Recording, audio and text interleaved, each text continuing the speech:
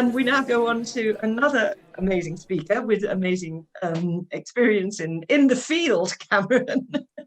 um, Cameron Sprague, who is team manager, the team leader at the Fort William Stramash Nursery. There is Stramash is a social enterprise with nurseries in Old Ben, Fort William, Elgin, and Inverness.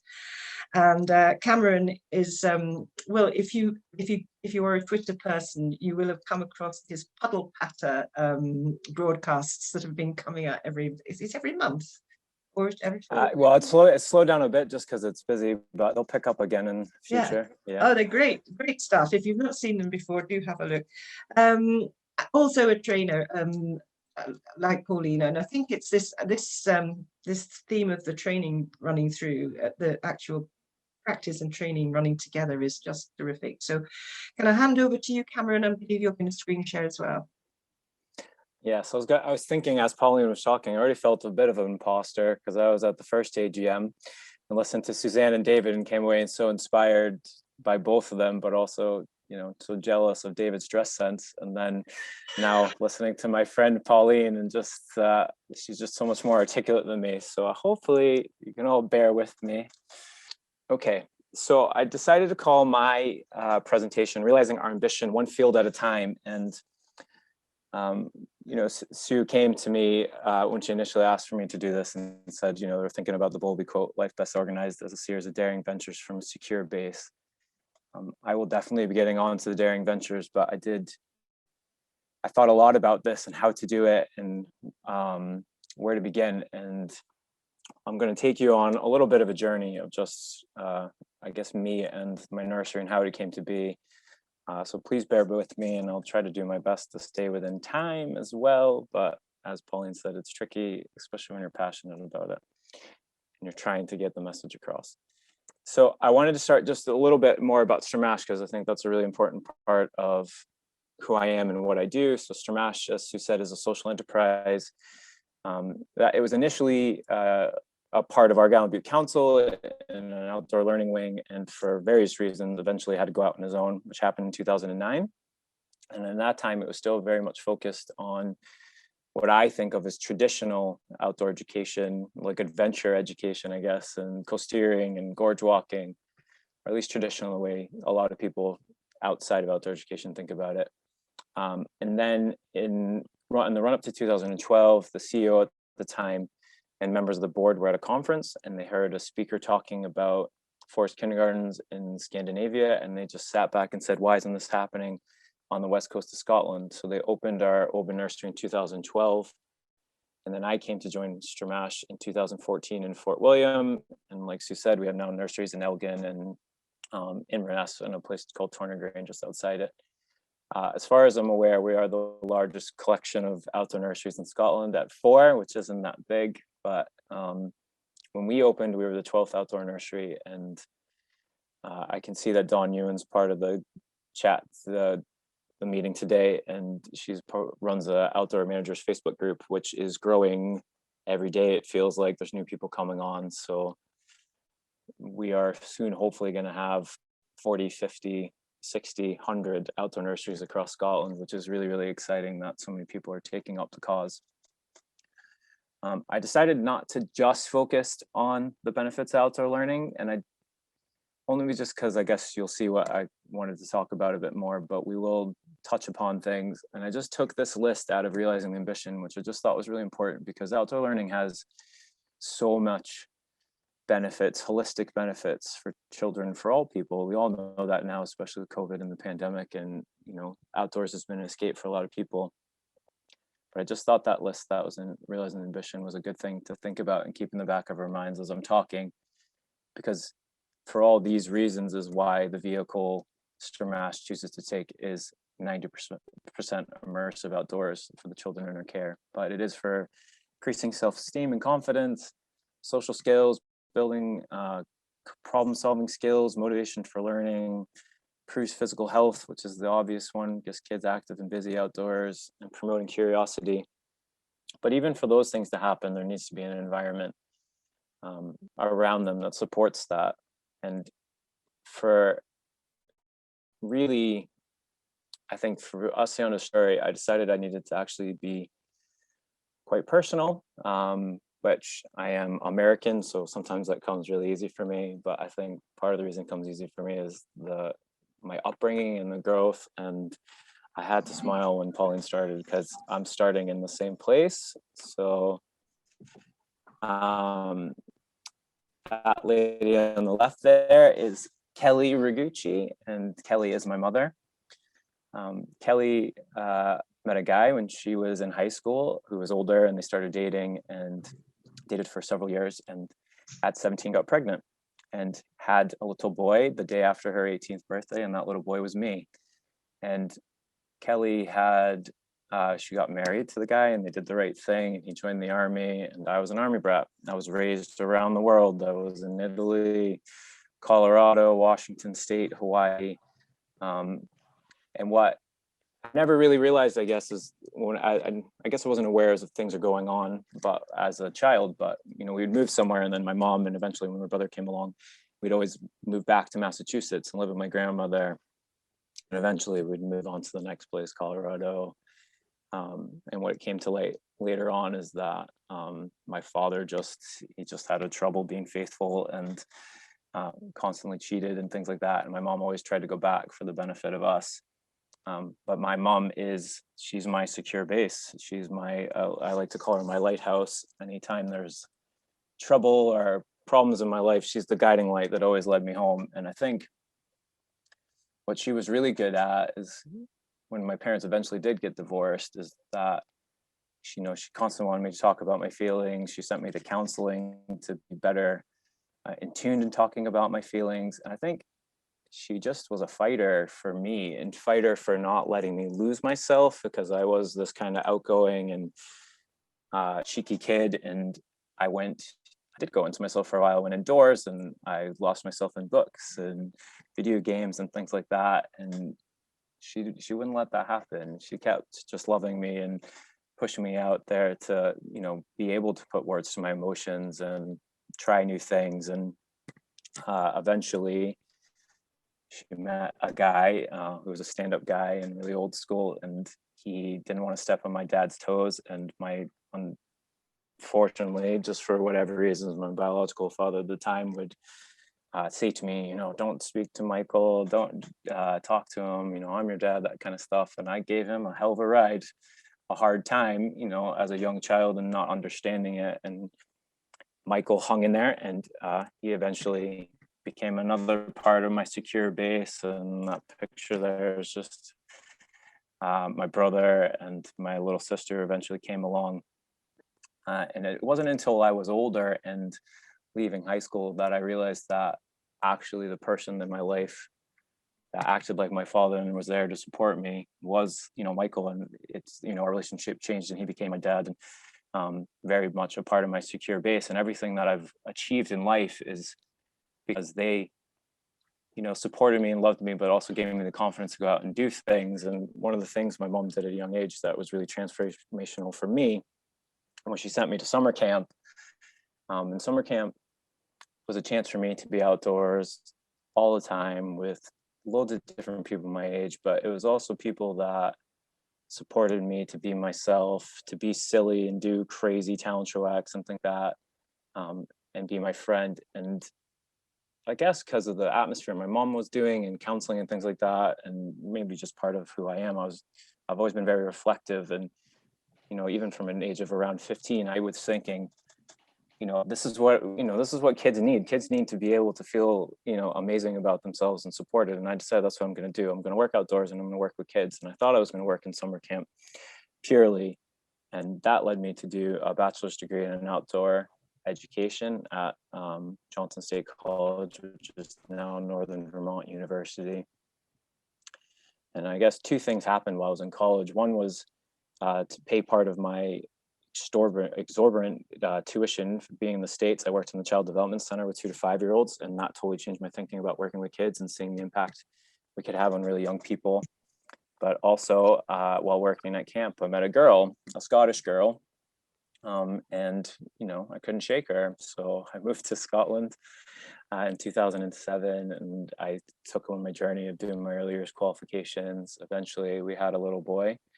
And when he was coming to the age of joining nursery, I worked for a different children's charity at the time, and I was managing a rural nursery and doing lots of active play with parent and toddler groups. And I was actually working, funnily, with a lot of military families as well. But a flyer comes through the door and says an outdoor nursery is opening in Fort William called Sturmash. So we went to register him, and I found out that they were hiring, and I went for the job. And in 2014, I started a nursery. So that picture there on the left is taken in November 2014. That's me, and the little guy in the red coat with the winter hat is my wee man. So that you can see from that picture, it very much was a blank field. And Juliet Robertson, who Sue was talking about before, has been a friend, a supporter, an advocate for everything we do. And she's always said to me, well, she affectionately coined it the Field of Dreams. So it's kind of how we think about it now. But the Field of Dreams was developed over time and is constantly developing. If you come and visit us and then come 3 months later, it'll be totally different. So I just have some time shot pictures along there on the sides that you can see. But a big part, I don't know if this bar is blocking people. So the thing that was important to me is that we built the Field of Dreams together. It was our nursery community, so children involved in planting, and I've got pictures there of parents coming in on community days and doing work as well. The staff were involved in doing it. It's been our shared place together. And there's a lot of buy-in in our community and a lot of togetherness. And I think the reason we have that, whoops, sorry there. And just, we're still dreaming all the time. So we've built things like covered eating areas for children, and there's pictures of our shelters, and we've got a new polytunnel. The bottom left picture there is our gatehouse for parents to be dropped off and dropping off their children in the dry. But all these things have been possible over time because we started from a secure base, and I think we started that when reflecting on, you know, my own personal experiences, and then two, having been fortunate to do my degree in outdoor education, which very much gave me the start of my theoretical knowledge and base. And it might not have been early years specific, but it was group process specific, and it was about that shared ethos and bonding and group process and all that kind of stuff. So when we started the nursery, or when I started the nursery, we built our base with love. That was the very first thing we did, and we did it from the very beginning. Relationships has always been the number one priority of the staff and children. Coming from the outdoor education background, I would have said then that our practice was trauma informed, because that's a lot of what I did at university. And we then eventually started looking into nurture, and through the support of Highland Council Psychological Service Approach Program from Education Scotland, I always talked about the staff about emotional intelligence and putting words to children's emotions. Eventually, we learned more about ACEs and building resilience through Connected Babies. Sorry, could I interrupt? Alison, please, can you switch your microphone off? Alison Walk. Okay, sorry. Cheers, thanks, Sue. Yeah, so I tweeted at Suzanne and said, I'll bake you a cake if you come to Fort William and share this knowledge with our community. And the incredible person that she is, and I guess the sweet tooth that she has, she agreed to come. And that was an amazing experience to build the knowledge of our staff team, but also members of our wider community as well.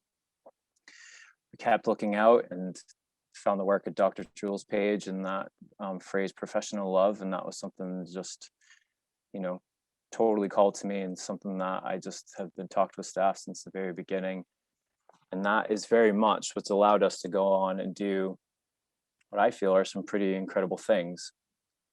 And these daring ventures that we've been able to do, because we have had that start from that secure base, So children are out in our local community, exploring rock pools, and within our own setting, there's a lot of adventurous play. We have lots of semi-permanent play spaces and loose parts and things for children to climb on. We have tools work. We go into the woods and climb trees. We're exploring the elements by splashing in puddles and playing in the snow and being out in the rain because we're in Fort William. And I think all these pictures actually really only come from the last 3 or 4 months, which is something sometimes I have to stop myself and say that's amazing that these kids are getting these experiences every day. But none of that would have been possible if we had come from a different place in the start, and that we wouldn't have the same, I believe we wouldn't have the same buy-in and ownership if we hadn't focused on the relationships, and that's the relationships of the people all together, of parents, staff, children, but also that connection to place in the outdoors that it brings. Because risky play is so important for so many reasons, and a lot of people don't like the term risky play. They choose to use challenging or adventurous play, and I'm okay with using risky play because risk is a perception. So for every person that's out there, taking a risk will be significant to them in different ways. And just like the pictures Pauline was showing earlier, for one child it might just be holding the snail, that might be taking the risk. I often give an example of when I worked at summer camp. I ran ropes courses, and specifically a zip line, which was 40 feet in the air, and the hardest person I ever had to put through was my girlfriend, now wife. And when she climbed the tree, she got onto the platform, she absolutely froze. She hates heights. She sat down on her backside, and the only way I could get her literally hooked into the zip was by unhooking myself, moving across the platform towards her, and then being able to pull down the cable to hook her in. Now, I felt totally comfortable in that situation. It probably wasn't best practice for me to do that, but I felt comfortable enough in my own skills and abilities up there to do that. Now, if we go mountain biking, and I can specifically think for my wife's birthday one year, we went mountain biking, and my son was much younger, and she had him on a tag along, and she was going a hell of a lot faster down those trails, even with him on a tag along, than I was, being very nervous and scared behind her because I'm just not a huge bike person. So those are, two extremes maybe of risk, but it's something that we need to think about with children as well, because we made a decision to mix and blend ages. So we have 2 to 5-year-olds playing together all the time. And if you've read Play is the Way, and I think Sarah's in the meeting as well, but her chapter really called to me too, just about the blended ages and seeing that action, because I feel totally the same way. We see our children, the 2-year-olds come on so much faster because they're trying to catch up to the older ones, and the older ones are just so much more nurturing and role modeling, which is just an amazing thing to see. But what this risky play allows them to do, or it allows us to do, I guess, as a staff team to support that, is to help them manage and regulate their emotions. And I think the reason that risky play allows us to do that is because so often in society these days, we don't allow children to fail. We don't allow them to be in a situation where they feel out of their comfort zone a little bit. But when we do that with staff that are supporting them, we can give words to the emotions that they're feeling, and we can tell them that it's okay to feel that way. And once we start to do that, they can start recognizing how their body is feeling, and then they can start developing appropriate coping strategies to get through that. And that to me is so more important than any math or literacy stuff I could do with them at 3 years old. Because if we can do that stuff at this young age, they're just going to be so much better set off for life. And I think so much a part of this, not allowing them to take a risk, is not recognizing the capabilities that they have. So the rope ladder there in the picture on the right is almost 10 feet high in the air. We made the decision when we put it in to cut the rope ladder short so that when you step on it, you swing into it, which gives you that icy feeling in the stomach. But what I think is really important about that is that it is scary to climb when you first go onto it because of that feeling. So I have 5-year-olds that might not manage that ladder in their time at Sturmash, and that's okay because that's their own personal risk perception and where they're at. I have had a 20-month-old climb that ladder, which even for me, was telling you that this is important and this is what we do, was a scary moment. But he had come to us in lockdown 1. We took 18-month-olds for the first time. And he didn't just climb up the ladder on day 1. Over 3 or 4 months with us, he built up the skills and the confidence to do it. And he did it perfectly well. And staff were there to support him and talk him through it if he needed it. But he didn't need this. He was able to do it. And that wouldn't have happened in most places because he would have been put into a totally flat garden with no opportunity. And what that to me is just we're capping the capabilities of what these kids can accomplish. Because if we're holding them back at 2 and 3 years old, you know, they're just slowly getting behind where they should be going into primary 1, and then they're not going to catch up there. And what we often use as an excuse is that the care inspector and the health and safety executive are going to get in trouble, health and safety this and health and safety that. You know, the care inspector has released statements saying they want to see risk in play. The health and safety executive have their statement on a balanced approach to play and leisure. You know, the guidance and documentation are out there supporting us to do this. They know that risk is important for children, for the development and so many reasons, and we are just afraid not to let them do it. And we need to let them do it. And I think we need to not underestimate that they are, you know, capable people in their own right, from the perspective that, you know, people just think, oh, they're automatically going to do something that hurts themselves. So that picture there on the left is from our Elgin nursery. And there was 2 boys standing on the side of a cliff, and 2 practitioners were walking. One wanted to run and jump in, and the other one stopped them and said, we'll just stop and wait a minute. And the boys had a discussion, and between them decided, actually, this is probably not safe. We need to step back here. And that whole opportunity for learning and everything would have been missed if that other practitioner had their way and jumped in and pulled them back. You know, the boys had that discussion. And when you watch children do things like climb a rope ladder, they don't just run up it. You know, they step on and off. They find different strategies to that works for them. I laugh because some kids, you know, will put their hand on the rung above and then put their head in between the middle and then kind of bring their legs up. But, you know, kids work it out for themselves when they're ready, or if they're not ready, they're not ready yet.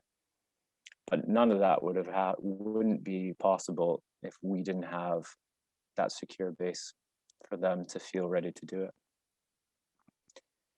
I'm really hoping that this video will play.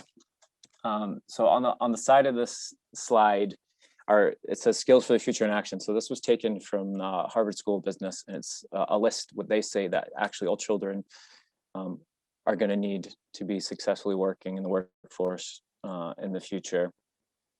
You will see that there's not lots of words around numeracy and literacy, which obviously are important, but it's things like thinking critically and analytically, reasoning logically, self-regulation, initiative, and perseverance. So I'm hoping that this video will demonstrate some of that in action. And the genesis of this is that I was in the field playing with our children, and I ran to the sleeping pod, which is what we call the structure. I climbed up the rope ladder, I pulled it up behind me, and I said, haha, you can't get me. Now this little girl who was 5 at the time and was on her advantage year, her parents had made the decision to defer her entry into P1, did this. So I really hope it works.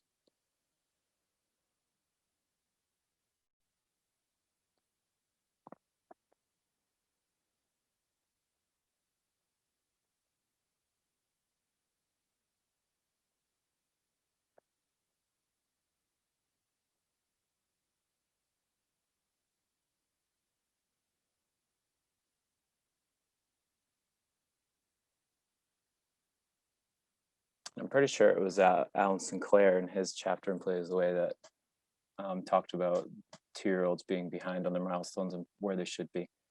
And I know that when they were writing pre-birth to 3, when they were doing the research, they were finding that children were entering P1 physically 2 years behind where they should be. If you look at this little girl in action, I'm pretty sure she's physically at least 2 years ahead where she should be going into P1. And this was only No, it wasn't only just possible because of the work we did within Stramash, but obviously her family life at home and everything as well, and the way they trusted her and supported her too. But if she had been in a setting like ours, would they have been limiting things like this, even if she tried to climb a chair? And I think one of the best things to me about that video and her is there's a bit when she turns to me and says, I don't need your help. And she didn't need my help, and that's really important. But I think she said to me because she knew I was there to help her if she did. And I think that's an important distinction and part of that. This wasn't some child that we just let climb up a wall. This was a child that we supported and cared for 3 years. We knew her capabilities and we allowed her to shine. And that's something that I want for every child in every nursery in Scotland, in the world, really. So that's a little bit about my field and our field at Stramash. And I guess my message is let's build a field through a shared ambition, and realizing the ambition is out. And I feel like we should all be proud of that document. We should all be proud to live in a country that has that as national guidance. Sue and I were speaking at a conference literally 2 weeks before lockdown 1, I think. And it was right after realizing the ambition had come out. And Sue said at the time, realizing the ambition comes to fruition, then we don't need Upstart. And that really struck me because it was just, a big statement to come from her. And I think she's right. There's so much about realizing ambition that's amazing, but reading Play is the Way just shows how Upstart is still so relevant and needed. So if you haven't read it, please do read it. And just know that, that little girl, 5 years old, is one child in Scotland. Why can't we have that for every child across our whole country? And in Plays the Way, Alan Sinclair said, reading, writing, arithmetic, 3 R's are seen as the bedrock, the starting point of education, and the benefits that flow. It's a great pity because this belief involves another R, rubbish, which literally made me laugh out loud. But those things are obviously important. But if you read the Upstart book and you read Play is the Way, you'll see there's so much more that goes into children developmentally, and things like love that will lead to skills for life and lead to much better opportunities for them and much better outcomes. And that's what it's really all about. And this last little bit of quote there is from the Upstart book from Sue. And she said, if enough adults were to work together to achieve this particular cultural shift, their collective change of mind would immediately make us more balanced, and eventually even a good society. In the words of Nelson Mandela, there can be no keener revelation of a society's soul than the way in which it treats its children. And to me, I think the crux of that is if we fill them with love and we trust them to fly, amazing things could happen in this country. And a kindergarten stage will definitely go a long way to do that. So that's what I want our shared ambition to be, to fill them with love and just trust them to fly. So I thank you very much for listening. I'm really appreciative of Sue and Kate for asking me to take part. Kate did mention the puddle, Sue mentioned puddle patter when she was introducing me. So if you go onto the Stramash website, you can find a link to all the different ones. And that is me just talking to people much more intelligent than I, much more eloquent than I, about the things I've been talking about recently. So yeah, I really appreciate your time and thanks for listening.